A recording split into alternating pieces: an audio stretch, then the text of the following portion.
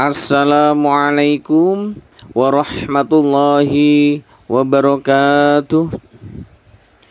Nahmaduhu wa nusalli wa nusallimu ala rasulihil karim. Amma ba'd. Puji syukur kehadirat Allah subhanahu wa ta'ala atas limpahan rizki, nikmat sehat, nikmat iman, Islam, dan diberi kekuatan untuk terus mau belajar thalabul ilmi. Biqaulina alhamdulillahi rabbil alamin. Salawat beserta salam semoga Allah limpahkan kepada Nabi kita, Nabi besar Muhammad sallallahu alaihi wasallam, yang kita nantikan syafaatnya di yaumil qiyamah. Amin ya rabbal alamin. Siswa dan santri Merah Putih School yang saya sayangi, kita mulai dengan membaca basmalah. Bismillahirrahmanirrahim. Kita lanjutkan thalab al-ilmi, menuntut ilmu kita. Pada hari ini saya akan membicarakan tentang iman. Iman seperti imannya Khulafaur Rasyidin. Khulafaur Rasyidin itu 4 khalifah ya. Sayyidina Abu Bakar As-Siddiq,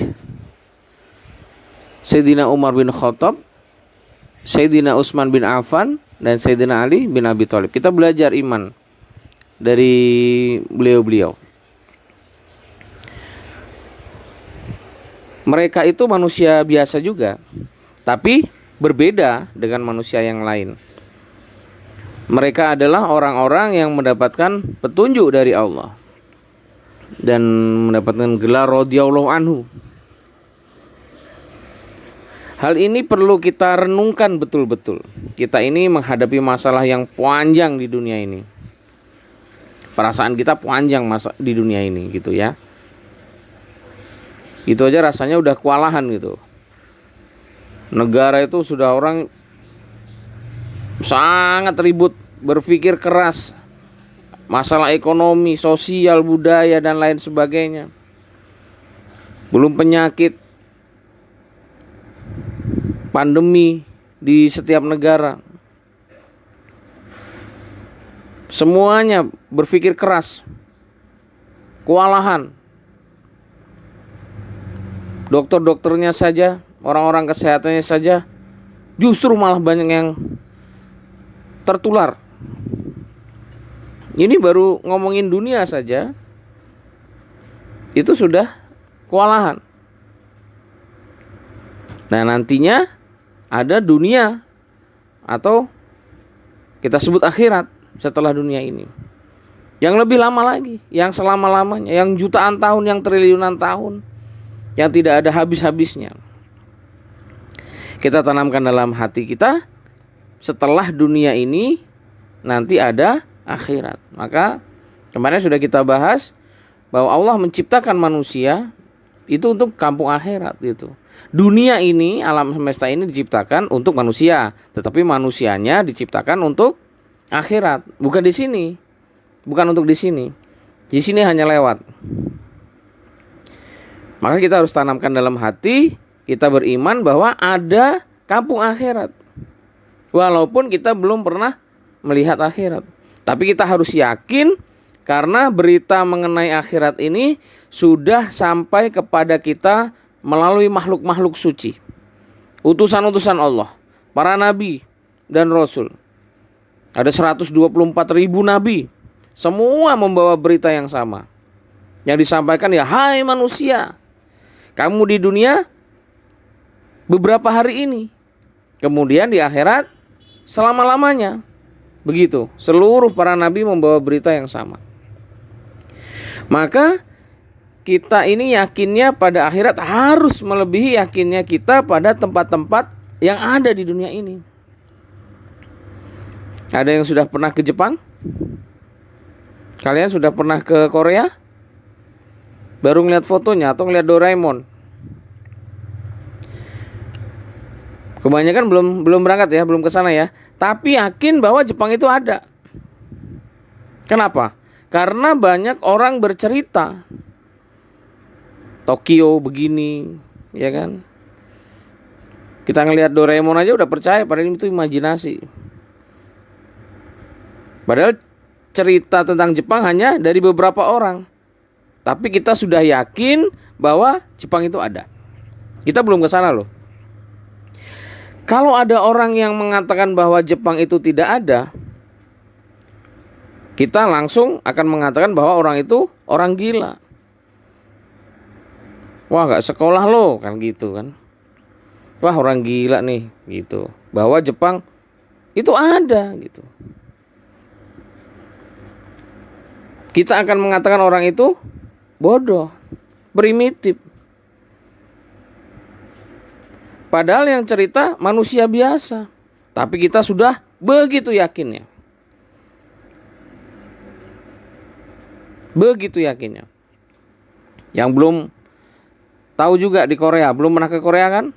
Baru nonton film Koreanya saja kita sudah yakin kalau Korea itu ada. Karena banyak yang cerita Korea. Nah sekarang yang cerita akhirat. Padahal yang cerita akhirat ini bukan manusia biasa, melainkan para nabi dan rasul, makhluk suci. Mereka datang membawa mukjizat-mukjizat, bukti-bukti kebenaran. Maka kita harus yakin kepada akhirat, melebihi yakin kita kalau Jepang itu ada, Korea itu ada. Seorang sahabat berangkat di jalan Allah ke Persia, saat itu masih kafir. Kemungkinan akan terjadi perang besar. Maka saat berangkat dia sudah membawa kain kafan. Kemudian dia berkata kepada pemimpinnya, Sayyidina Sa'ad bin Abi Waqqas, Tuan, saya sudah siap. Nanti kalau di sana, di akhirat, waktu itu Rasulullah sudah wafat ya. Kalau nanti saya di sana bertemu baginda Rasulullah, pesan kamu apa? Artinya sudah siap syahid. Maka Sayyidina Sa'ad bin Abi Waqqas berkata, kalau kamu sudah di akhirat dan bertemu dengan baginda Rasulullah, salam saya kepada beliau. Kemudian yang kedua, sampaikan kepada beliau bahwa apa yang dijanjikan Allah sekarang telah jadi kenyataan. Islam telah tersebar kemana-mana. Orang-orang kafir sudah hancur. Sampaikan kepada beliau telah jadi kenyataan impian-impian beliau. Inilah yakinnya para sahabat kepada akhirat. Sehingga Ibnu Mas'ud mengatakan kepada santri-santrinya, para tabi'in, kalau kalian lebih banyak sholatnya melebihi para sahabat, lebih banyak zikirnya melebihi sahabat, tapi kalian tidak pernah seperti para sahabat. Ketika ditanyakan penyebabnya, maka beliau menjawab, karena para sahabat lebih zuhud kepada dunia melebihi kalian, dan mereka lebih cinta akhirat melebihi kalian. Semua ini tidak terlepas dari pengorbanan baginda Rasulullah Shallallahu Alaihi Wasallam. Maka Rasulullah itu menyebutnya, Sayyidina Abu Bakar itu, arhamu ummati bi ummati Abu Bakrin. Umatku yang paling sayang kepada umatku adalah Sayyidina Abu Bakar. Kalau menceritakan tentang Sayyidina Umar, Rasulullah menyampaikan, ja'alallahu al-haqqa ala lisani Umar wa qalbihi. Sesungguhnya Allah telah meletakkan kebenaran di lisan dan hatinya Umar. Ya. Terus untuk memuji Sayyidina Utsman bin Affan, Rasulullah menyampaikan, likulli nabiyyu rafiqun wa rafiqi yakni fil jannati Utsman. Setiap nabi mempunyai teman, dan temanku di surga adalah Utsman. Masya Allah. Luar biasa ya. Kenapa? Karena mereka adalah orang-orang yang beriman dengan akhirat. Dan memuji keponakannya yang juga sekaligus khalifah yang keempat, Ali bin Abi Thalib. Rasulullah mengatakan, ana madinatul ilmi wa aliyun babuha. Bahwa saya kotanya ilmu dan Ali adalah pintunya. Jadi babul ilmi Sayyidina Ali itu. 4 orang suci, 4 orang yang luar biasa ini berimannya luar biasa, hingga Rasulullah sangat memujinya. Tentu kita harus banyak belajar bagaimana iman kita ini fokus untuk Allah Subhanahu wa taala. Hal-hal yang merusak iman kita harus segera kita singkirkan. Bagaimana cara meningkatkan iman?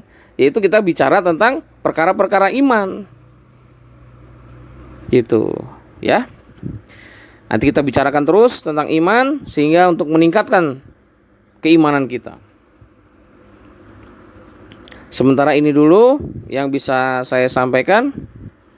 Mudah-mudahan meskipun singkat ada manfaatnya. Billahi taufik wal hidayah. Wassalamualaikum warahmatullahi wabarakatuh.